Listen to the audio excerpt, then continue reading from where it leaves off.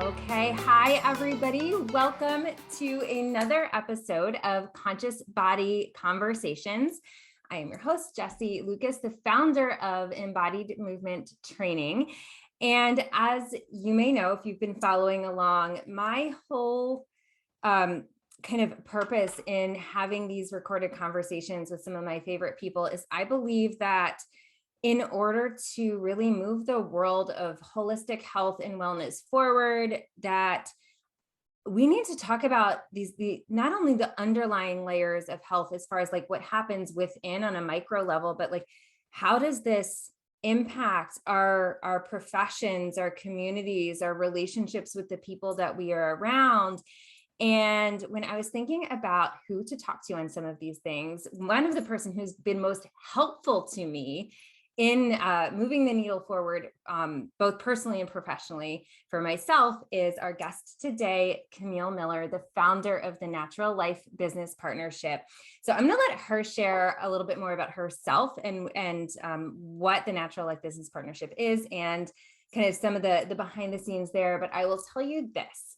In 2020, when the doors of the gyms closed, so if you don't know, my background is in teaching yoga, personal training, as well as this embodiment space. When the doors of the gym closed, I looked at my work and I said, well, what do I do now? Like I have some great stuff in like nutrigenomics and embodiment, and how do I really use this and move that needle forward? And I was looking for a powerful space to kind of be free to explore how do I integrate all of these other elements of my work into something I could really be of service with. And that is when I met Camille.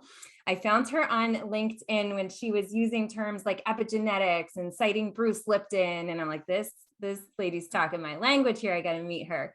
And she brings together the best people. Some of the people she's introduced me to have become some of my now best friends and biggest supporters in creating what I have done over this past year. So Camille, I'm excited to have you here today. And what I want to hear from you, first, tell us a little bit about who you are, what NLBP is, but then if you could share a little bit about kind of one of the themes I've heard you talk about is really integrating kind of who you are in the world, the work that you do with your inner self, your soul self or your spiritual self. I think a lot in disembodiment is when we kind of lead separate lives and have to kind of like disconnect ourselves to fulfill our roles. And you are such a good example and provide such a good environment of what happens to our whole sense of self when we can bring those things together.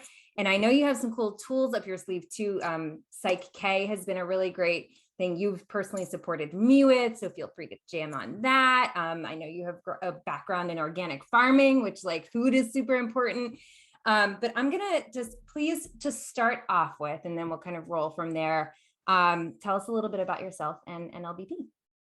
So thank you, Jessie, and thanks for inviting me today. You know, I am a big fan of your work and your journey, and I loved watching you over this past year bloom into this like amazing businesswoman of what you've created and become. So glad to be here and support you this way as well. Thank you so much. You are welcome. So hi, everyone. My name is Camille Miller, and I am the founder of the Natural Life Business Partnership. But before that, my background is really in strategic planning for not-for-profit.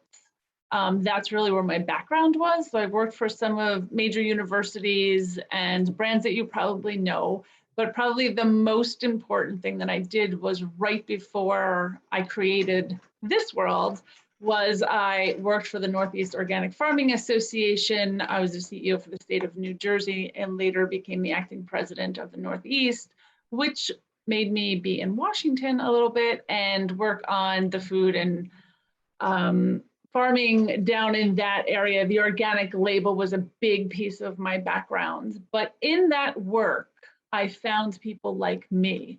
And I think that was my first aha moment, because who I was personally, and I'm a very holistic, very soul-centered individual.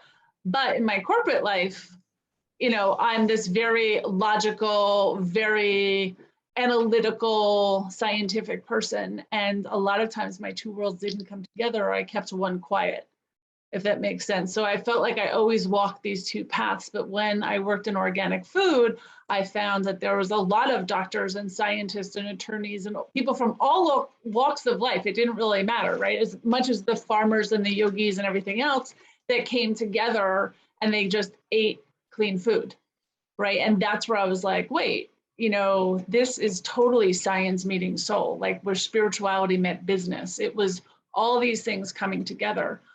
So for 4 years, I walked in those worlds and those circles, and it was amazing. And I felt for the first time that my worlds came together and I could just literally be who I was. So, I embraced my curly hair. I didn't brush it out to look like everybody else. I just was kind of comfortable, and it was awesome.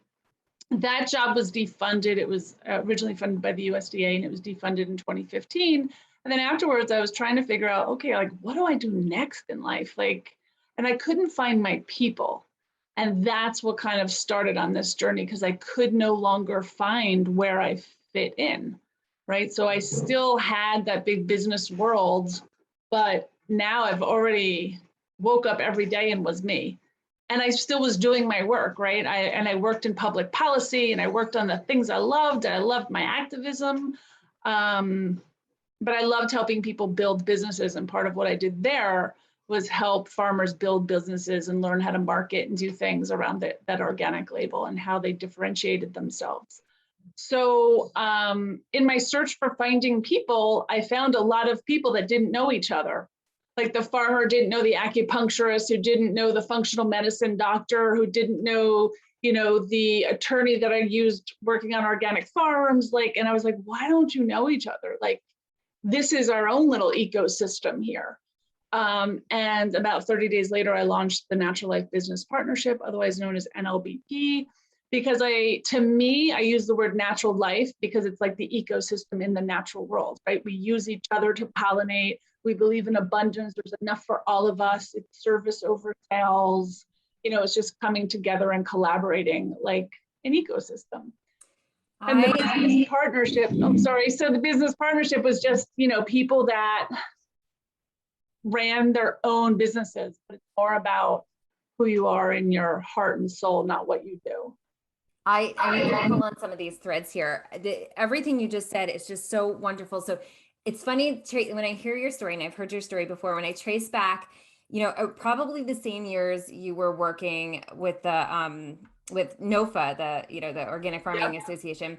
I was living in Vermont, so in the Northeast, and a lot of the people, we had, food co-ops and buying associations, and where we would try to access, quality organic foods, both, produce and then, produced foods. And so I knew a lot of people who kind of tangentially were connected. And so I bet there's only a few degrees of separation between, you and I during those years, even though we've kind of taken these loop-de-loop paths and now are connected in this way. And now, I'm also a Washington, D.C. girl, I was gonna say at heart, but in my roots. So I love that we have those connections. But a couple of the threads I want to pull on there is, first, it takes a very unique kind of person to be able to walk in this space and say, like, this is who I am, and I'm going to do advocacy work, and I'm going to work in these kind of these spaces that feel more like structured spaces, but be able to show up. And it's so disheartening that there was like a defunding in that field when probably some very positive progress was on the verge of being made or had just been made. So, but I don't want to go off on a tangent there. The other thing that you said was letting your curls go wild, finally showing up as you were. And I think about this where people whether it's to fit into a family structure or a professional structure, have to bend themselves, have to even maybe break themselves to fulfill that role. And if you kind of trace that back into how our nervous system works, how our heart feels either at ease or stuck in fight, flight, or freeze, just by things of, changing your looks, changing your appearance, changing the clothing that you choose to wear to fulfill a role. And I'm meeting you now in this chapter, and I cannot, you shine so brightly, and I cannot imagine Camille Miller with straightened hair and in a like suit and this kind of thing. And can you tell us a little bit about, because you're not only an example of this, these are the kinds of people you bring together. That's the other thread I want to pull in, this connection. When I did my graduate work back 2010, 2012, the theme of the community I was in at grad school was that the community is actually the smallest unit of health.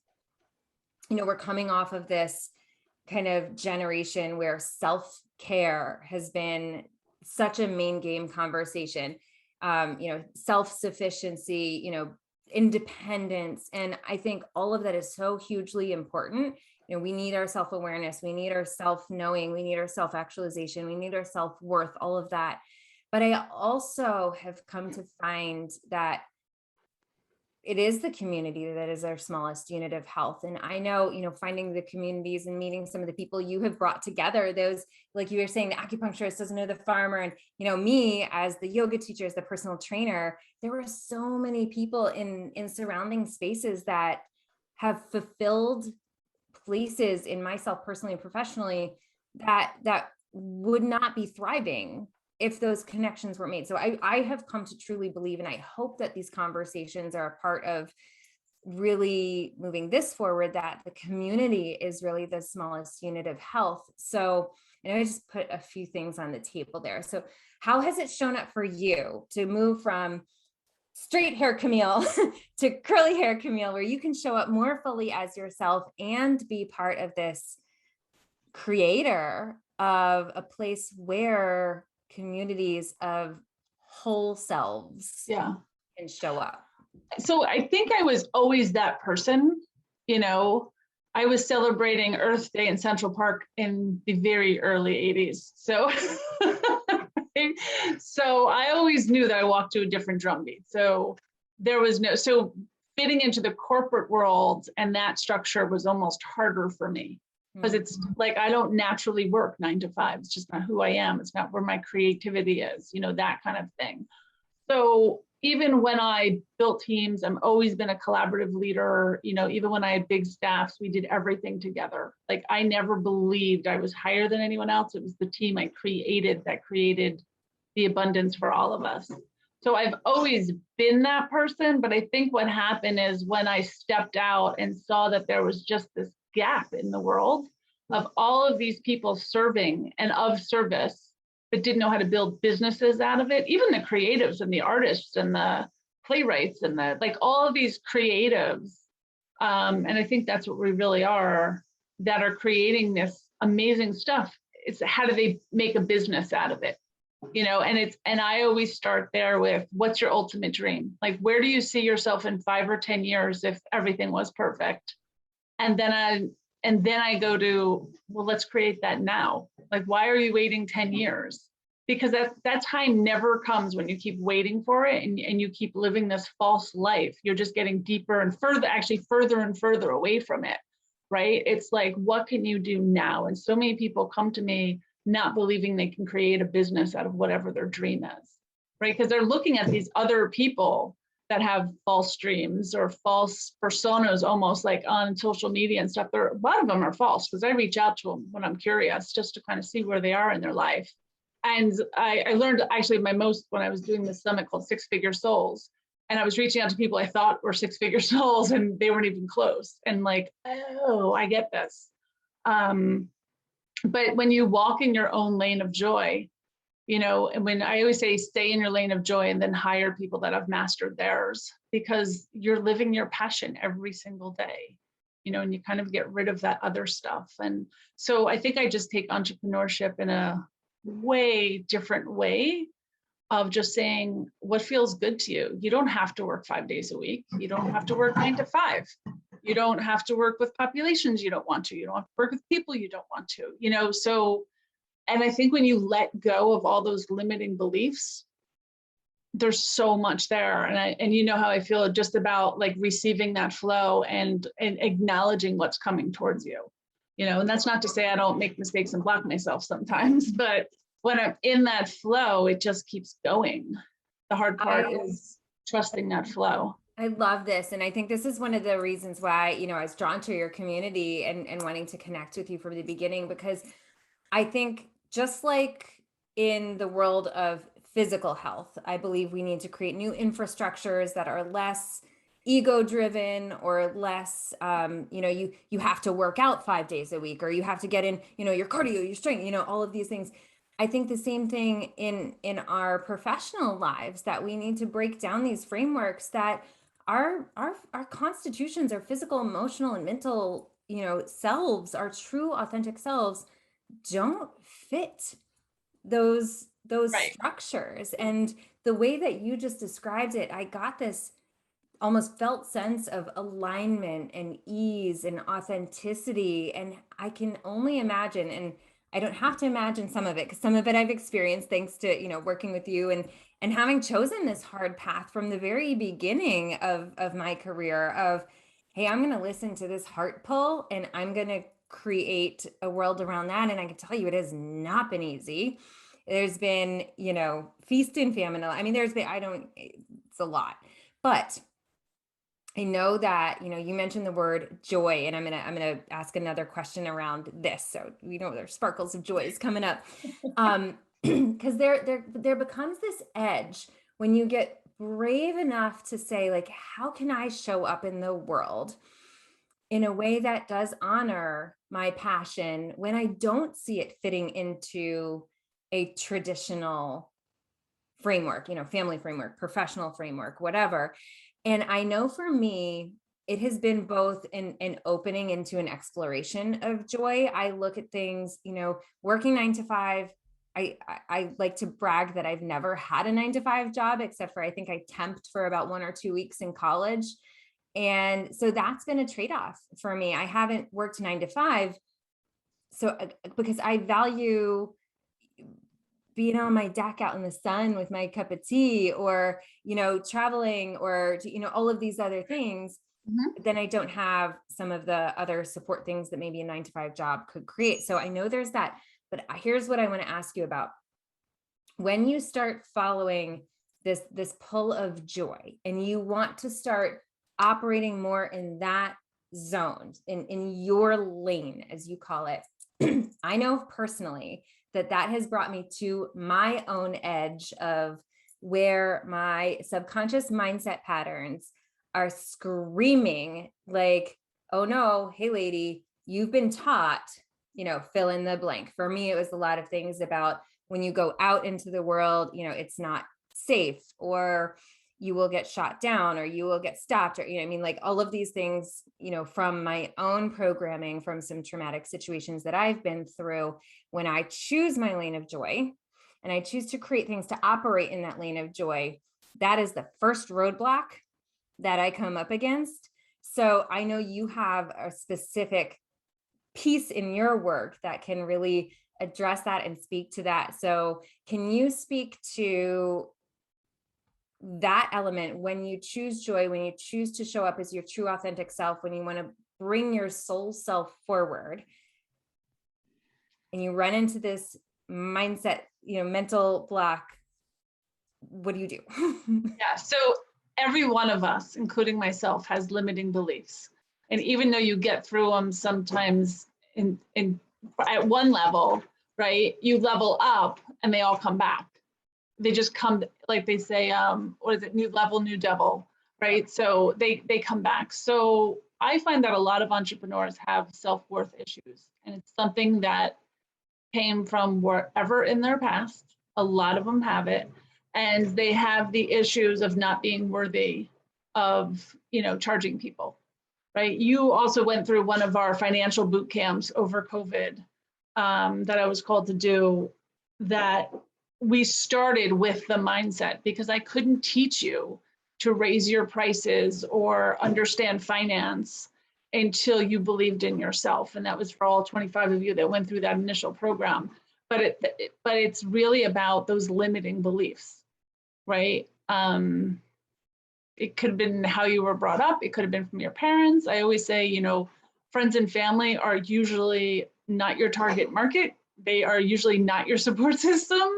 You know, very lucky for you if you have one, but they're usually not. But a lot of it comes from either following your ego or following your soul, right? So if it doesn't feel good, sometimes that's your ego, where you believe you're supposed to be doing something. Like, I'm only working 20 hours and I'm making good money. I must be doing something wrong because everyone else, I'm told that I have to work 40 hours. Well, 40 is an arbitrary number that they made, you know, a long time ago, probably because of unions. But you know, it's not how you do it. If you wake up on a Tuesday and you don't feel like working, sometimes taking that walk or working out or doing something else is much better for your creative mind, right? I work on something called Psych-K, which you've experienced, which is really like an energy psychology that literally goes deep down into those limiting beliefs, and kind of course corrects, right? So you can't touch to that depth anymore. You can't even pull up those limiting beliefs anymore. And you have to keep course correcting as we go. We don't necessarily, in the Psych-K work, we don't necessarily have to find out why you believe them, but sometimes it does come up depending on the person who, you know, some people see visuals, some people don't, you know, it kind of works. But it's a way of course correcting. It's done with muscle testing. Limiting beliefs, though, can be tackled a lot of different ways. In our boot camp, we didn't do any of that, but we gave you exercises to kind of make you realize that they were there. Realizing that they're there is step number one. And sometimes that's the aha moment. It's like, oh my gosh, I didn't even know I had that, right? Sometimes it still comes up for me and I'm like, whoa, where did that one come from? I did not see that, right? So, and then you have to kind of unpack that baggage. And it's not really where it came from as much as just acknowledging that you don't need that belief anymore and kind of moving on. I love that part. I want to touch on that part, and then I'm going to ask you a kind of like bring it home question. So I did work with Psych-K with Camille over this past year for an entire year, and I knew when Camille first told me about Psych-K, first of all, I was like, how have I not heard of this before? I'm a huge Bruce Lipton fan, and he was a creator. If you don't know the history of it, look it up. And so first, after I got through my little cranky professional moment of like, why aren't I in the know about this? I was like, this is really fascinating to me because I have been one of the world's best mindset students for over a decade. I have been like grinding the grind, doing the work, reading all of the books, doing all the affirmations. I mean, you name it, I've done it, journaling out the wazoo. And still, in my very stubborn mind, I'm a stubborn Aries. I don't know if any of you can relate. I was hitting some of the same roadblocks over and over and over again. And I'm a driven person and I do the do.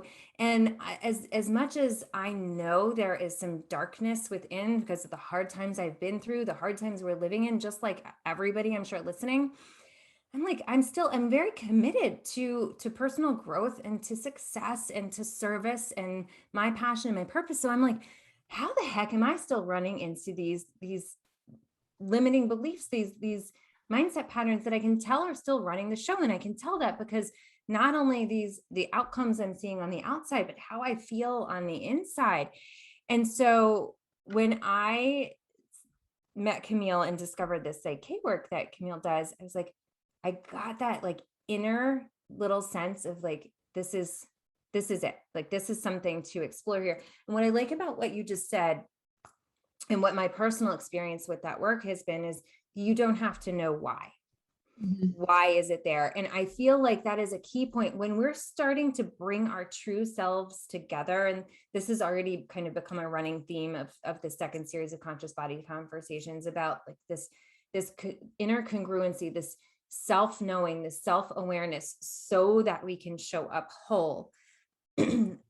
Sometimes I think we get so stuck on those why stories.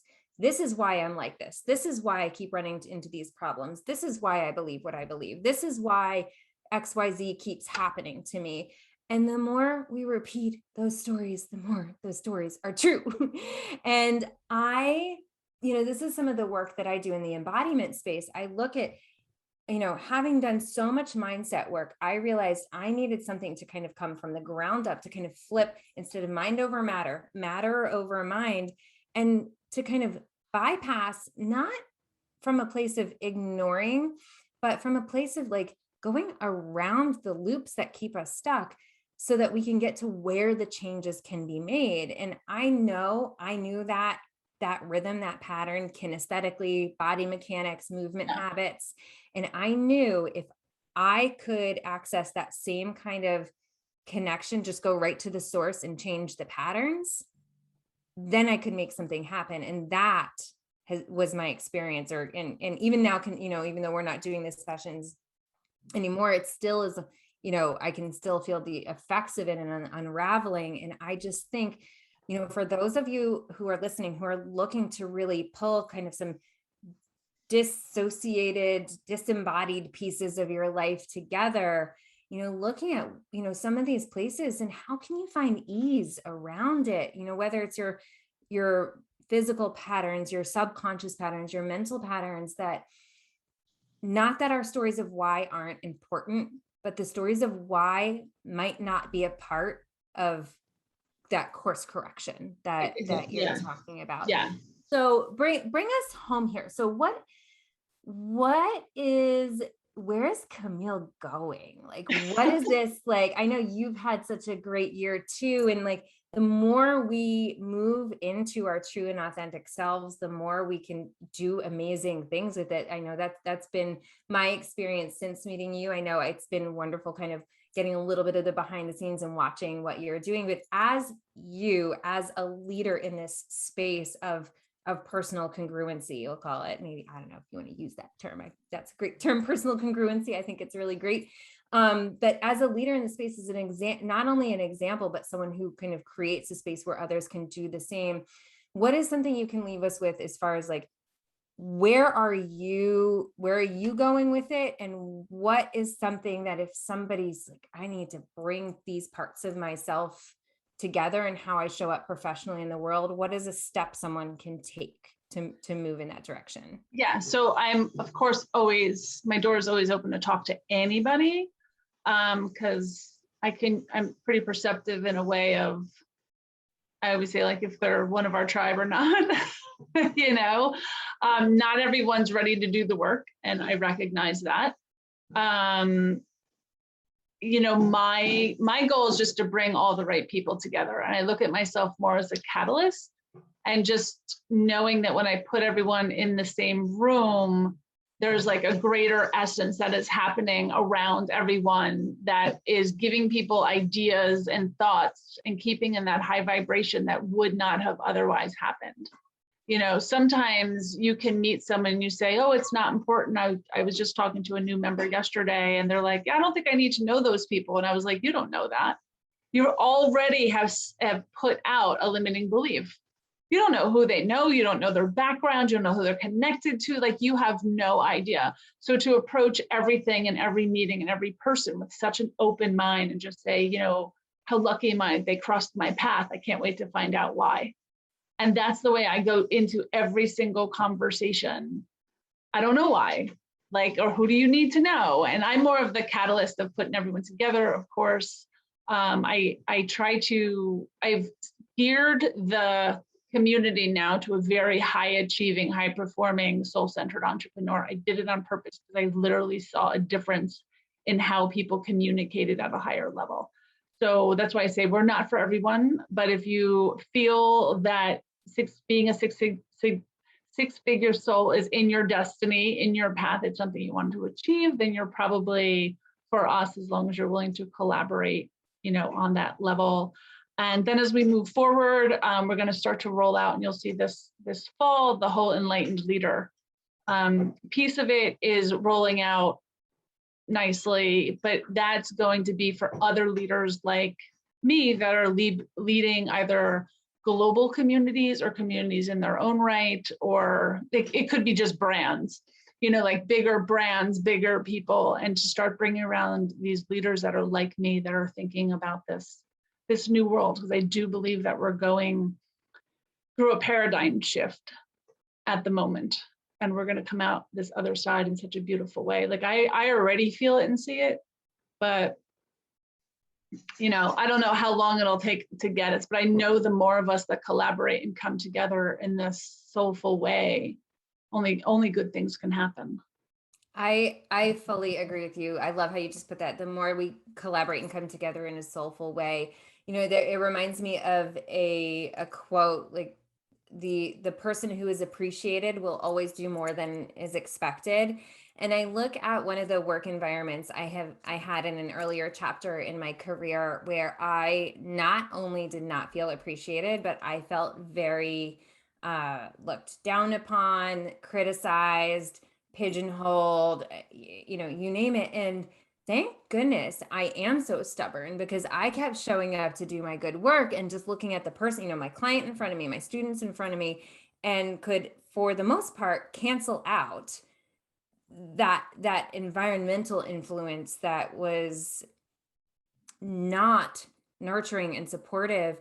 Yeah. And I look back at maybe what I could have created or done or accomplished or served, or even forget about what those results were, how I felt, who I was, the person I could have grown into if I were in an environment not only where I felt appreciated, but that collaborative, how can I help you? How can we help each other? How can coming together branch our connections further, broadcast our voices in a larger arena, all of those things. And I think that there is absolutely a paradigm shift going on. And that's even one step out from, if the smallest unit of health is our community, what about the structures, the frameworks that hold our communities, these partnerships, these collaboratives, et cetera, that really can, almost, to bring it back to organic farming, fertilize the growth of each individual who's a part of it. And I know, we are just at the beginning of that. I think what you're doing in the world is absolutely putting a whole lot of nourishment into that. So I have such gratitude for what you're doing, because it is not separate from our physical, mental, and emotional health of how we show up in as our professional selves. And we absolutely need a different framework to do that in. And so thank you so much. Where can people find you?